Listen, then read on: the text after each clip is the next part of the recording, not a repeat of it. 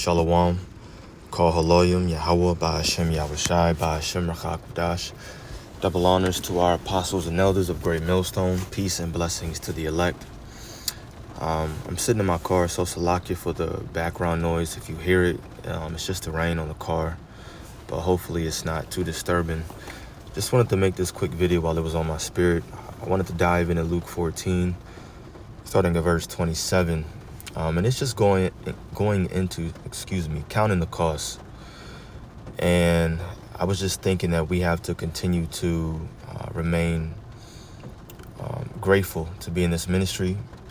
And that gratitude means that we're going to do everything that we can in order to ensure our salvation. We're going to be thankful for Yahushai's sacrifice and what that means for us as a nation. And of course, individually right now, as we know that we're in a time of mercy and grace thanks to his sacrifice. And now that we're in this ministry, we've been called. Hopefully that means we've been chosen. So we have to do everything to fight for our crown, to make sure that we can, I'll say in the spirit, ensure our salvation. Of course, this thing of ours is coming down to predestination, but we're striving to be a part of that predestined number. So just continue to count the costs, know what you've signed up for, and this is a job. It can be taken away at any time. So Luke 14 verse 27 says, "And whosoever doth not bear his cross and come after me cannot be my disciple." So bearing your cross represents any burdens that come with you being in the ministry. And yes, there will be burdens that come, whether it's your family or your friends ostracizing you, meaning they put you to the side, they don't speak to you, whatever. They look at you different. Maybe your woman left you and y'all had a good thing prior to the ministry. All of a sudden you're having financial, job-related issues. Things are going to arise in order to test your faith. That's the biggest reason why these things happen. But just in general, all those things are a part of your cross. It's something that you have to shoulder and you have to bear. When you bear something, it means you carry it. Just like Yahushai did himself physically and of course on that cross.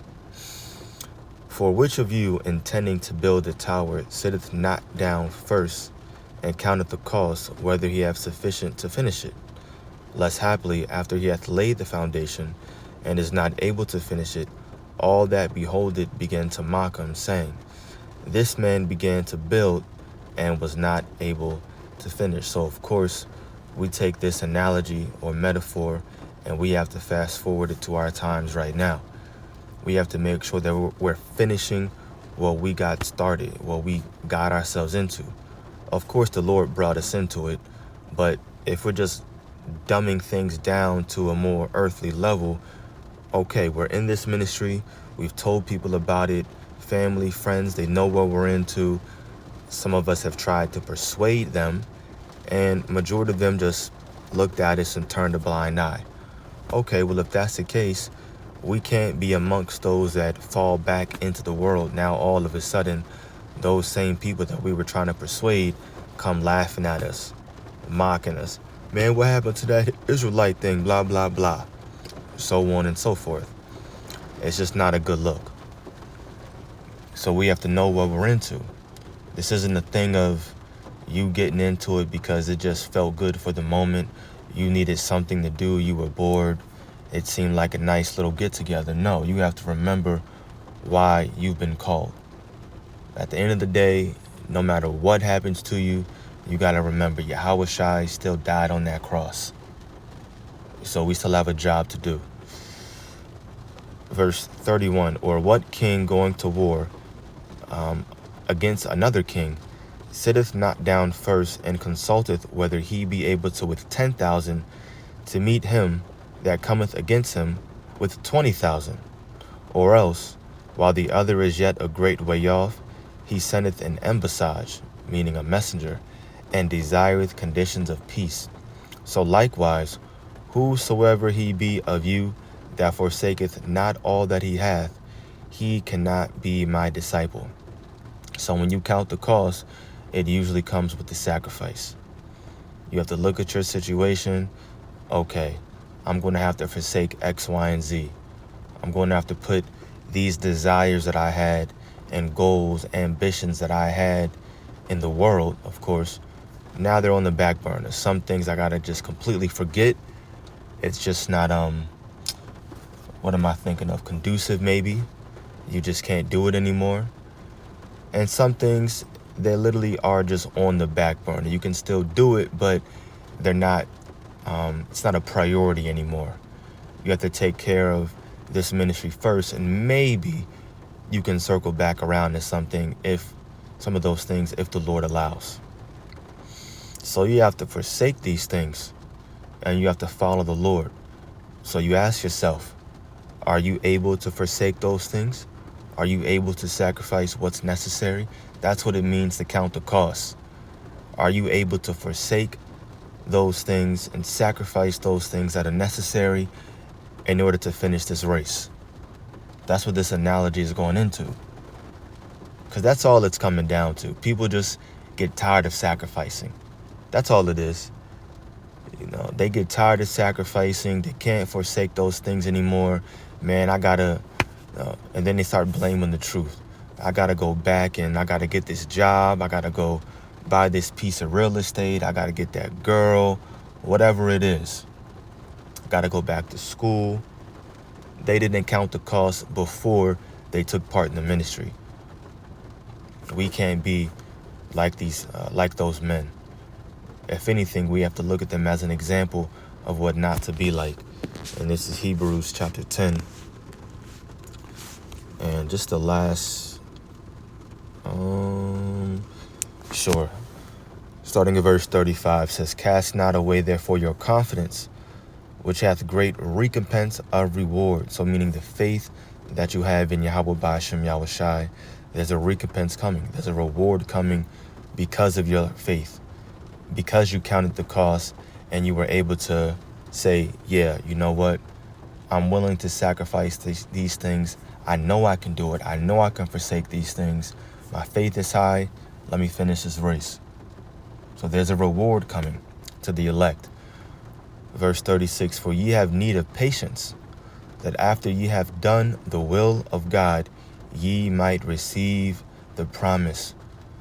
So be patient. And of course, that means more than likely you're suffering, right? With patience comes suffering because you have to wait. And waiting doesn't always feel good. It feels like you're suffering. It goes hand in hand. That's what that word represents. It's what it means. But that's okay. Because remember, it talks about how great this reward is. It says, "Eye hath not seen," the EYE. "Eye hath not seen nor ear heard the things that the Most High has waiting for them that love him." Verse 37, "For yet a little while, and he that shall come will come and will not tarry. Now the just shall live by faith.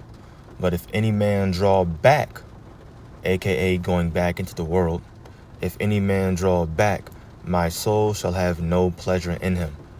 But we are not of them who draw back unto perdition." Another word for perdition is destruction.